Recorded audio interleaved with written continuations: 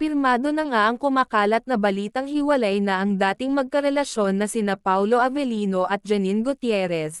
Mainit na pinag-uusapan ngayon ang naging dahilan ng kanilang hiwalayan, dahil nadadamay nga dito ang kapamilya aktres na si Kim na kailan lang ay napabalitang hiwalay na rin sa kanyang boyfriend na si Sian Lim. Third party nga raw ang naging dahilan ng hiwalayan nina Paulo at Janine. Ayon nga sa kumakalat na balita ay matagal na silang hiwalay. Ayon pa sa ilang netizens ay inaasahan na nila na talagang hindi magtatagal ang relasyong Paulo at Janine.